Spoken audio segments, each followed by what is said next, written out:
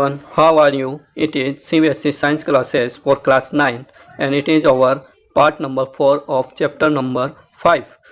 इस पार्ट से पहले हमने सेल कैसे बनी होती है, उसका स्ट्रक्चरल ऑर्गेनाइजेशन क्या होता है और उसकी जो सेल मेम्ब्रेन होती है उसके बारे में हमने थोड़ा बहुत डिस्कस किया था। हमारी जो फर्स्ट इसमें टॉपिक आता है सेल स्ट्रक्चर में वह प्लाज्मा मेम्ब्रेन या सेल मेम्ब्रेन आता है और इसके बारे में हमने पढ़ा था कि सेल मेम्ब्रेन सबसे आउटर कवरिंग होती है और सेल मेम्ब्रेन क्या करती है, सेल के अंदर जो मॉलिक्यूल्स होते हैं उनको आने और जाने के लिए पाबंद करती है या फिर उनको सेलेक्ट करके अंदर या बाहर आने के लिए अलाउ करती है, जिसे हम कहते हैं सेलेक्टिवली परमिएबल मेम्ब्रेन। ठीक है, तो इसी के लिए हमने डिफ्यूजन और ऑस्मोसिस जैसे दो टर्म्स पढ़े थे। डिफ्यूजन में हमारे गैसों का एक्सचेंज होता है, गैसें अंदर आती हैं बाहर जाती हैं, और ऑस्मोसिस में हमारे वाटर का मूवमेंट होता है। हमारे वाटर का जो मूवमेंट होता है सेल मेम्ब्रेन के थ्रू उसको हम कहते हैं ऑस्मोसिस, है ना। और ऑस्मोसिस डिपेंड करता है हमारे सॉल्यूशन पर। हमारा यदि बाहर जो इन्वायरमेंट है, सॉल्यूशन है, वह हाइपोटोनिक है, आइसोटोनिक है या हाइपरटोनिक है, तो उसी प्रकार से हमारे वाटर का मूवमेंट होता है। यदि बाहर का जो सॉल्यूशन है वह हाइपोटोनिक है, यानी कि वहाँ पर कंसंट्रेशन सेल के कंसंट्रेशन से क्या है, कम है, तो हमारा जो सेल का वाटर होता है वह अंदर आ जाता है। ठीक है, और यदि हमारा आइसोटोनिक सॉल्यूशन है बाहर, तो वहाँ पर वाटर का कोई मूवमेंट नहीं होता है। और यदि बाहर हाइपरटोनिक सॉल्यूशन होता है तो हमारा जो सेल का पानी होता है वह सेल से बाहर निकल जाता है। तो इस तरह से हमने यहाँ पर ऑस्मोसिस और डिफ्यूजन पढ़ा था और ये हमारे सिर्फ मॉलिक्यूल्स वाटर और गैसों के एंट्री और एग्जिस्ट के लिए ही हमने इसको पढ़ा था। देन हमारी यहाँ पर एक्टिविटी आती है 5.3 और हम यहाँ से आज शुरू करते हैं। Activity 5.3 osmosis with an egg. यहाँ पर हम एग में ऑस्मोसिस को स्टडी करने वाले हैं। Remove the shell of an egg by dissolving it in dilute hydrochloric acid. तो आपको यहाँ पर एग की शेल को निकालना है और उसको कैसे निकालना है, आपको उसको डाइल्यूट हाइड्रोक्लोरिक एसिड में डाल देना है एग को। तो उसकी जो शेल होती है वो कैल्शियम कार्बोनेट की बनी होती है, तो वह यहाँ पर एसिड के साथ रिएक्शन करता है और वह उसमें डिजोल्व हो जाता है। और इस तरह से the shell is mostly calcium carbonate, a thin outer skin now encloses the egg. अब उसकी जो शेल होती है वह तो हाइड्रोक्लोरिक एसिड में डिजोल्व हो जाती है, उसके बाद उसमें एक स्किन, एक बहुत पतली मेम्ब्रेन वहाँ पर हमें दिखाई देती है एग को एनक्लोज किए हुए। Put the egg in pure water and observe after 5 minute. अब आप क्या करेंगे, उस एग को प्योर वाटर में डाल देंगे और 5 मिनट बाद उसको ऑब्जर्व करेंगे। व्हाट डू वी ऑब्जर्व, तो आप क्या ऑब्जर्व करोगे, the egg swells because water passes into it by osmosis. तो आप देखेंगे कि आपका जो एग है वह स्वेल हो जाता है, मतलब वो मेम्ब्रेन होती है वह फूल जाती है और एग में पानी भर जाता है, क्योंकि बाहर आपने प्योर वाटर लिया है, मतलब वाटर का कंसंट्रेशन बाहर ज़्यादा है, यानी कि हाइपोटोनिक सॉल्यूशन है। तो आपका वाटर का एंटर कर जाएगा एग के अंदर, एंटर कर जाएगा उस मेम्ब्रेन के थ्रू। ठीक है, देन एक्टिविटी बी में place a similar deshelled egg in a concentrated salt solution and observe for 5 minutes. अब उसी डीसेल्ड एग को, जिसको आपने डाइल्यूट HCl में रखकर उसकी शेल को गलाया है, डिजोल्व किया है, उसी को आपको साल्ट सॉल्यूशन में रखना है और 5 मिनट तक ऑब्जर्व करना है। The egg shrinks. तो यहाँ पर हमने साल्ट सॉल्यूशन बनाया और वह हाइपरटोनिक सॉल्यूशन होता है, तो वहाँ पर जो एग का वाटर होता है वह बाहर निकल जाता है और एग क्या हो जाता है, श्रिंक हो जाता है, वह पिचक जाता है। वाई, तो इसका रीज़न यही है कि वहाँ बाहर क्या है, हाइपरटोनिक सॉल्यूशन है और ऑस्मोसिस के द्वारा पानी एग से बाहर निकल जाता है।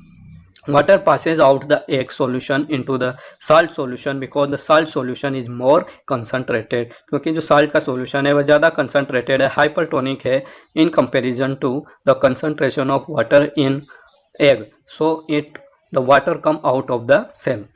We can also try a similar activity with dried raisins or apricots। तो इसी एक्टिविटी को आप, यदि आप एग नहीं आपके पास, तो रेजिन के साथ आपके जो किशमिश होते हैं, दाख होते हैं, या एप्रिकॉट्स होते हैं आपके, एप्रिकॉट का मतलब होता है जो बड़े दाख होते हैं या इनको खुबानी भी कहते हैं हम, उनको आप ले सकते हैं। Then activity 5.4 put dried raisins और apricots in plain water and leave them for some time. तो आपको क्या करना है, किशमिश या एप्रिकॉट्स लेकर उनको आपको पानी में रख देना है थोड़े समय के लिए। Then place them into a concentrated solution of sugar और साल्ट। और फिर उसके बाद आपको उनको किसी साल्ट सॉल्यूशन में या शुगर के सॉल्यूशन में रखना है, जो कि आपका हाइपरटोनिक होना चाहिए, यानी कंसनट्रेटेड होना चाहिए। You will observe the following. तो आप क्या यहाँ पर ऑब्जर्व करेंगे, etch gas water and swell when placed in water. जब हम उनको पानी में रखते हैं तो एक आध घंटे के बाद वे क्या होते हैं, फूल जाते हैं, उनके अंदर पानी भर जाता है, क्योंकि प्योर वाटर में रखेंगे तो वहाँ पर हाइपोटोनिक सॉल्यूशन होगा, तो वह वाटर का एंटर करेगा, आपकी किशमिश के अंदर एंटर करेगा और वे क्या हो जाएंगे, स्वेल हो जाएंगे, फूल जाएंगे। However when placed in the concentrated solution is loses water and consequently sink। और वहीं जो हमारी कंसनट्रेटेड सॉल्यूशन में हम रेजिन को रखते हैं तो उनमें से जो वाटर होता है वह बाहर निकल जाता है वापस, और वे वापस क्या हो जाते हैं, श्रिंक हो जाते हैं। और इसी तरह से हमारी किशमिश को बनाया जाता है। यदि आप इसकी विधि देखेंगे कि रेजिन्स कैसे बनते हैं तो वह उनको जो बहुत कंसनट्रेटेड साल्ट या शुगर का सॉल्यूशन होता है, जनरली शुगर का सॉल्यूशन ही लेते हैं और उसमें रखने पर वे किशमिश हमारे श्रिंक हो जाते हैं और किशमिश में बदल जाते हैं। ठीक है। Unicellular fresh water organism and most plant cells tend to gain water through osmosis. हमारे जो वाटर में रहने वाले फ्रेश वाटर ऑर्गेनिज्म होते हैं और यूनिसेलुलर सेल्स होती हैं, ऑर्गेनिजम्स होते हैं और प्लांट्स होते हैं, ये सब वाटर गेन करते हैं वाटर बॉडीज से, और ये जो गेन होता है वाटर का ऑस्मोसिस के द्वारा ही होता है। Absorption of water by plant root is also an example of osmosis. और हमारे जितने भी प्लांट्स हैं उनकी रूट्स वाटर को एब्जॉर्ब करती है सराउंडिंग से, मिट्टी से, तो वह भी हमारे ऑस्मोसिस के प्रोसेस से ही पॉसिबल हो पाता है। Thus diffusion is important in exchange of gases and water in the life of a cell. तो हमारे जो डिफ्यूजन है और ऑस्मोसिस है ये हमारे गैसों का और वाटर का एक्सचेंज का उसकी लाइफ के लिए काफ़ी महत्वपूर्ण इंपॉर्टेंट पार्ट होता है। In addition to this the cell also obtain nutrition from its environment. तो ये गैसों के अलावा और वाटर के अलावा हमारी जो सेल होती है वह न्यूट्रिशन भी ऑब्टेन करती है एनवायरनमेंट से। Different molecules move in and out of the cell through a type of transport requiring use of energy. तो यहाँ पर और भी कई तरह के मूवमेंट, एक्टिव और पैसिव मूवमेंट यहाँ पर होते हैं मॉलिक्यूल्स के, जिनसे कि जो और दूसरे मॉलिक्यूल्स होते हैं जैसे कि फूड होते हैं हमारे और कुछ विटामिन्स होते हैं, मिनरल्स होते हैं, इन तरह के मूवमेंट एक्टिव और पैसिव मूवमेंट के द्वारा होते हैं जो आप हायर क्लासेज में पढ़ने वाले हैं। The plasma membrane is flexible and it is made up of organic molecule called lipids and proteins. तो हमारी जो प्लाज्मा मेम्ब्रेन होती है ये फ्लेक्सिबल होती है। फ्लेक्सिबल मतलब काफ़ी लचीली होती है, और ये आप जैसे डायग्राम में देख पा रहे होंगे ये आपके लिपिड और प्रोटीन से मिलकर बनी होती है। However, we can observe the structure of the plasma membrane only through an electron microscope। लेकिन यदि आपको प्लाज्मा मेम्ब्रेन का स्ट्रक्चर देखना है तो आप इसको सिंपल माइक्रोस्कोप में नहीं देख पाएंगे। ऐसी इमेज देखने के लिए आपको इलेक्ट्रॉन माइक्रोस्कोप में देखना पड़ेगा। The flexibility of the cell membrane also enables the cell to engulf in food and other material from its external environment. तो जो फ्लेक्सिबिलिटी होती है, लचीलापन होता है सेल का, सेल मेम्ब्रेन का, इससे क्या होता है ये फूड को एनगल्फ भी कर पाती है दूसरे मटेरियल को जो कि इसके एक्सटर्नल एनवायरनमेंट में पाए जाते हैं। तो ये एनगल्फ करना यानी फूड को निगलना, ऐसा प्रोसेस क्या कहलाता है? Such process are known as endocytosis. तो इस तरह का प्रोसेस जिसमें सेल क्या करती है, सेल मेम्ब्रेन अपने इन्वायरमेंट में, जैसे कि अमीबा अपना भोजन टेक इन करता है, इसके लिए बहुत अच्छा वीडियो यहाँ पर है, आप देख पा रहे होंगे कि किस तरह से सेल ईटिंग करती है और वह अपने आसपास के फूड पार्टिकल को अपनी बॉडी में एंटर करती है। तो इस प्रोसेस को हम क्या कहते हैं? एंडोसाइटोसिस। एंडोसाइटोसिस का मतलब होता है अंतर्ग्रहण, या आप सिंपली इसको कह सकते हैं सेल ईटिंग, सेल द्वारा भोजन ग्रहण करना। Amoeba acquires its food through such process. तो अमीबा हमारा इसी तरह से अपना भोजन क्या करता है, एक्वायर करता है या ग्रहण करता है। Okay, then activity 5.5 find out about electron microscope from resources in the school library और थ्रू द इंटरनेट। तो आपको इलेक्ट्रॉन माइक्रोस्कोप के बारे में यहाँ पर थोड़ी जानकारी लेनी है, आपकी स्कूल लाइब्रेरी में है या इंटरनेट पे है। आप जैसे टाइप करेंगे, जैसे आप यहाँ पर डायग्राम में भी देख पा रहे होंगे, ऐसा इलेक्ट्रॉन माइक्रोस्कोप होता है हमारा, और ये बहुत कम जगह पर इलेक्ट्रॉन माइक्रोस्कोप है हमारे इंडिया के अंदर, क्योंकि ये काफ़ी कॉस्टली पड़ता है। कुछ विशेष यूनिवर्सिटीज़ में ही यह हमारे इंडिया में है, बहुत कम गिनती के ये पाए जाते हैं। Discuss it with your teacher. और इलेक्ट्रॉन माइक्रोस्कोप के बारे में हमने काफ़ी डिस्कस यहाँ पर कर लिया है। देन यहाँ पर आपके कुछ क्वेश्चन आ जाते हैं, जैसे how do substances like CO2 and water move in out of the cell discuss. तो हमारे जो सबस्टेंसेज होते हैं जैसे कि CO2 गैस है, ऑक्सीजन गैस है और वाटर मॉलिक्यूल है, तो ये सेल से अंदर और बाहर डिफ्यूजन और ऑस्मोसिस के प्रोसेस के द्वारा आते हैं। तो आपको यहाँ पर डिफ्यूजन और ऑस्मोसिस की डेफिनेशन भी लिख देनी है। Then why is the plasma membrane called a selectively permeable membrane. तो इसके बारे में हमने काफ़ी डिस्कस किया है कि प्लाज्मा मेम्ब्रेन को SPM यानी कि सिलेक्टिवली परमिएबल मेम्ब्रेन कहा जाता है, क्योंकि यह कुछ विशेष प्रकार के मॉलिक्यूल्स को ही सेल के अंदर या बाहर आने की परमिशन देती है। हर कोई यहाँ पर सेल के अंदर नहीं आ सकता और नहीं बाहर जा सकता है, ठीक है। तो इसीलिए हम इसको क्या कहते हैं, सिलेक्टिवली परमिएबल मेम्ब्रेन कहते हैं। Okay, then we come to our next topic and that is cell wall. Plant cells, in addition to the plasma membrane, have another rigid outer covering called the cell wall। तो हमारी जो plant cell होती हैं उनमें कुछ एक plasma membrane के अलावा एक और वहाँ पर मेम्ब्रेन होती है जिसे हम सेल वॉल कहते हैं, ठीक है। और यह सिर्फ हमारे प्लांट सेल में ही पाई जाती है। The cell wall lies outside the plasma membrane. और सेल वॉल प्लाज्मा मेम्ब्रेन के बाहर होती है और यह थोड़ी इससे मजबूत होती है। और the plant cell wall is mainly composed of cellulose. और आपने पढ़ा होगा कि प्लांट सेल में हमारे सेलुलोज पाया जाता है, ठीक है। इसीलिए हम उसका पाचन नहीं कर पाते हैं। जो घास खाने वाले जंतु होते हैं वही सेलुलोज का पाचन कर पाते हैं। इसीलिए कुछ जो प्लांट खाने वाले या ग्रेजिंग एनिमल्स होते हैं उनके अंदर सेलुलेज नाम का एंजाइम पाया जाता है, जिसके कारण वे सेलुलोज का पाचन कर पाते हैं। लेकिन सभी एनिमल्स सेलुलोज का पाचन नहीं कर पाते, इसलिए सभी एनिमल्स घास नहीं खा पाते। Cellulose is a complex substance and provide structural strength to plants. हमारा सेलुलोज एक कॉम्प्लेक्स सब्सटेंस है, काफ़ी जटिल ये मॉलिक्यूल होता है और इससे क्या होता है, प्लांट्स को स्ट्रक्चरल स्ट्रेंथ मिलती है, उनको संरचनात्मक यहाँ पर मजबूती मिलती है, उनको वेयरिंग और टेयरिंग से ये बचाती है। तो आप सेल वॉल का यहाँ पर डायग्राम देख सकते हैं। पहले आप डायग्राम देख लें। नीचे आपके प्लांट सेल और एनिमल सेल दोनों दे रखी है। ये आपके एनिमल सेल है इधर। तो एनिमल सेल में आपको कहीं भी सेल वॉल नहीं मिलेगी। इसकी जो आउटर कवरिंग होती है ये आपके सेल मेम्ब्रेन होती है, ठीक है। सेल मेम्ब्रेन के ऊपर ही आपके सेल वॉल पाई जाती है।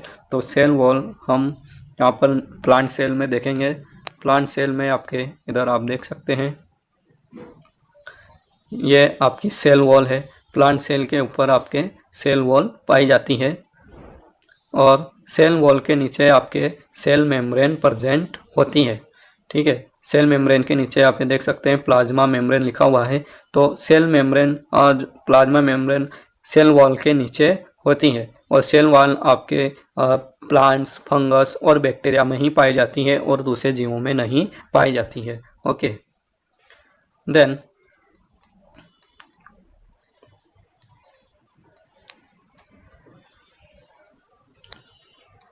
तो आपने देखा कि हमारी सेल वॉल क्या करती है, प्लांट्स को स्ट्रक्चरल स्ट्रेंथ प्रोवाइड करती है। When a living plant cell loses water through osmosis there is shrinkage और concentration of the contents of the cell away from the cell wall. तो जब हमारी प्लांट सेल वाटर लूज करती है hypertonic solution में रखने पर ऑस्मोसिस के द्वारा, तो वहाँ पर हमारी सेल क्या होती है, श्रिंक होती है, मतलब पिचक जाती है। और जो हमारा कंटेंट्स होता है, सेल के अंदर कंटेंट्स होता है, वह यदि प्लांट सेल है हमारी तो वह सेल वॉल से दूर होता है। हमारी सेल वॉल नहीं पिचकती है, ठीक है। अंदर का जो कंटेंट होता है सेल मेम्ब्रेन के अंदर वही पिचकता है। This phenomena is known as plasmolysis. और ये हमने पहले पढ़ा है।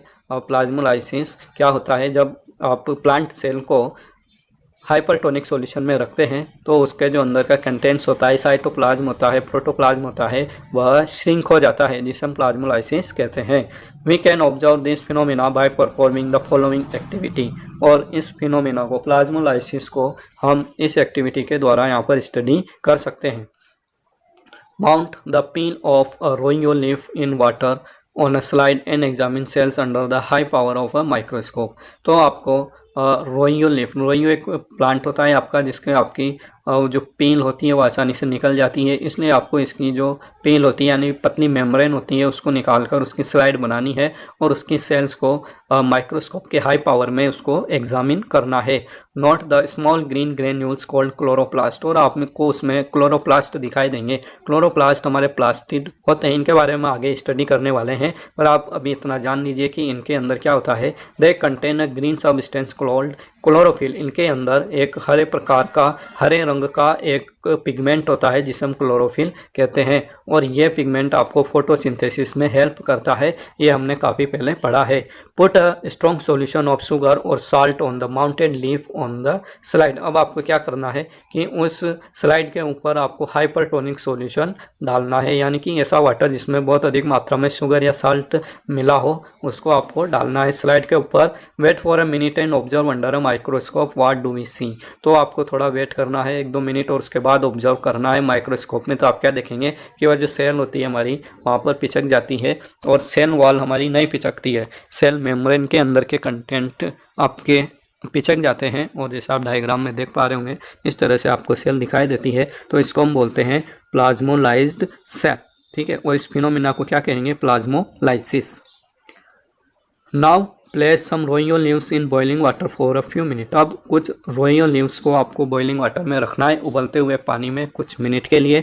This kills the cells. इससे क्या होता है, आपकी सेल जो है वह डेड हो जाती है। बॉईल करते हैं अपन किसी भी चीज़ को, सेल को, तो वह डेड हो जाती है। Then mount 1 leaf on a slide and observe it under a microscope. तो आपको फिर से उसकी एक लीफ की पेल निकालकर उसकी स्लाइड बनानी है और माइक्रोस्कोप में देखना है। फिर वापस आपको उस पर क्या डालना है, शुगर या साल्ट का सॉल्यूशन डालना है। Put a strong solution of sugar और salt on the mountain leaf on the slide. और फिर आपको उस पर स्लाइड पर क्या करना है, हाइपरटोनिक सॉल्यूशन डालना है। Wait for a minute and observe it again. फिर आपको 1 मिनट उसका वेट करना है और ऑब्जर्व करना है। What do we find. तो आप यहाँ पर क्या देख पाते हैं, डिस प्लाज्मोलाइसिस होकर। तो क्या डेड सेल में भी आपको प्लाज्मोलाइसिस देखने को मिलेगा। What do we infer from this activity. तो आप इस एक्टिविटी से क्या यहाँ पर पता लगा पाते हैं, It appears that only living cells and not dead cells are able to absorb water by osmosis। तो यहाँ पर एक बहुत इंपॉर्टेंट बात हमें पता चलती है कि सिर्फ लिविंग सेल ही क्या करती हैं, ऑस्मोसिस शो करती हैं, यानी कि लिविंग सेल ही वाटर को एब्जॉर्ब कर पाती हैं। यदि डेड सेल को आपने हाइपरटोनिक सॉल्यूशन में डाला या हाइपोटोनिक सॉल्यूशन में डाला तो वह न तो पानी को बाहर निकालेंगी और ना ही पानी को एब्जॉर्ब करेंगी, ठीक है। Cell wall permit the cell of plants, fungi and bacteria to withstand very dilute hypotonic external media without bursting। तो हमारी जो सेल वॉल होती है प्लांट्स की, फंगस की और बैक्टीरिया की, तो आपको यहाँ पर ये नोट कर लेना है कि हमारे जो प्लांट्स होते हैं, फंगस होते हैं और बैक्टीरिया होते हैं, इन्हीं में हमारी सेल वॉल प्रेजेंट होती है। बाकी के ऑर्गेनिजम्स में, एनिमल्स में सेल वॉल नहीं पाई जाती है, ठीक है। तो बहुत अच्छा एक क्वेश्चन बन जाता है कि सेल वॉल किन में पाई जाती है, किस प्रकार के ऑर्गेनिज्म में सेल वॉल पाई जाती है। तो आपके प्लांट्स में, फंगस में और बैक्टीरिया में ही सेल वॉल पाई जाती है, ठीक है। तो ये आपको यहाँ पर ध्यान रखना है कि ये सेल वॉल क्या करती है, इन ऑर्गेनिज्म को वेरी डाइल्यूट हाइपोटोनिक सॉल्यूशन में क्या करती है, उनको बर्स्ट होने से, उनको जब पानी अधिक भर जाता है, आपको पता है जब हाइपोटोनिक सॉल्यूशन में रखेंगे तो पानी सेल के अंदर एंटर करेगा, तो उसको वह बर्स्ट होने से बचाएंगी। कौन, सेल वॉल। जब पानी एंटर करता है तो वह फूल जाती है cell. In such media the cell tend to take up water by osmosis. ऐसे मीडिया में हाइपोटोनिक सॉल्यूशन में सेल के अंदर पानी आ जाता है। The cell swells building up pressure against the cell wall. Cell swell होती है, फूल जाती है और वह सेल वॉल के अगेंस्ट क्या करती है, एक प्रेशर अगेंस्ट प्रेशर क्रिएट करती है। तो उस प्रेशर को हम कहते हैं wall pressure. The wall exerts an equal pressure against the swollen cell. तो इसी तरह से जो वॉल आती है आपकी, सेल वॉल होती है, ये भी क्या करती है, उस स्वेलन सेल यानी कि अंदर जो कंटेंट है उसके खिलाफ, उसके अगेंस्ट एक प्रेशर बिल्डअप करती है। Because of their walls such cells can withstand much greater changes in the surrounding medium than animal cell. तो ये जो हमारी सेल वॉल होती हैं, इसके कारण हमारी प्लांट की, फंगस की और बैक्टीरिया की सेल क्या कर सकती है, अपने आसपास के मीडियम में जो भी चेंजेस होते हैं उनको बहुत ज़्यादा मात्रा में या अधिक उसको सहन कर सकती है in comparison to animal cell. हमारी एनिमल सेल में सिर्फ प्लाज्मा मेम्ब्रेन होती है और यदि उसको हाइपोटोनिक सॉल्यूशन में रखते हैं तो उसके अंदर पानी एंटर करेगा और सेल क्या हो जाएगी, हमारी बर्स्ट हो जाएगी, फूट जाएगी, ठीक है, फूल कर वह बर्स्ट हो जाती है। देन हमारा नेक्स्ट टॉपिक आता है न्यूक्लियस। तो इसको हम अपने नेक्स्ट पार्ट में पढ़ने वाले हैं। तो आप यदि चैनल पे नए हैं तो इसको सब्सक्राइब कर लें, बेल आइकन को दबा लें। Okay, thank you. जय हिंद, जय भारत।